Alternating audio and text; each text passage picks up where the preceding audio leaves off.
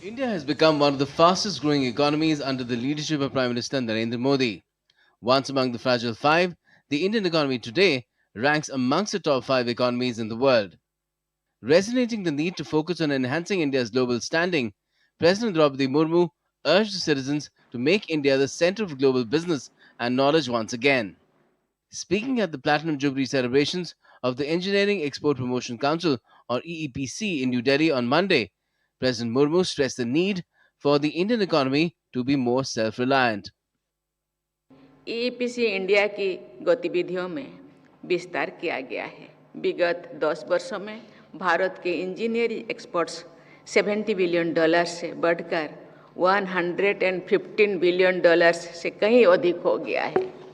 भारत में उपलब्ध प्रतिभा और ऊर्जा यानी टैलेंट और एनर्जी को एनाबलिंग इकोसिस्टम प्रदान करके भारत को एक लीडिंग इनोवेशन इकोनॉमी बनाने का संकल्प आप सबको लेना चाहिए। Echoing the words of Prime Minister Modi, Union Minister for Commerce and Industry Piyush Goyal highlighted the need to focus more on Atmanirbhar Bharat or self-reliant India and described it as a call to action that everyone must accept.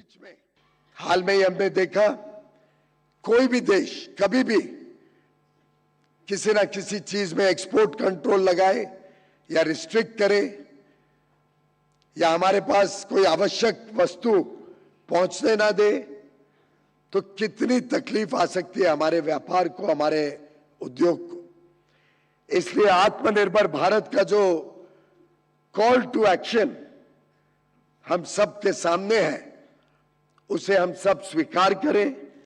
हर व्यक्ति जो आज आयात के ऊपर निर्भर है वो अपनी सप्लाई चेन देखेगा, क्या चीजें उसमें ऐसी हैं जो भारत में मिल सकती हैं, क्यों ना मैं स्वदेशी चीज इस्तेमाल करूं ज्यादा से ज्यादा।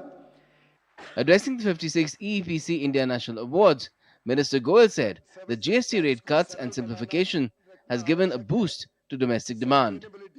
इतना व्यापक बदलाव जीएसटी पे, गुड्स एंड सर्विसेज टैक्स को सरल बनाना और जो दरों में कमी की गई है, the rate cuts along with simplification, ये जो भारत के अंदर उपभोक्ताओं के बीच में एक और ऊर्जा देगा, डोमेस्टिक डिमांड को और बढ़ाएगा। On the occasion, President Murmu launched a commemorative stamp marking 70 years of EEPC. At the 56th EEPC National Award Excellence and 5th edition of EEPC India Quality Awards 2025, Piyush Goyal honored those who excelled in the export sector. The celebration also highlighted the contribution of EEPC to India's growth over decades. Bureau Report, DD India.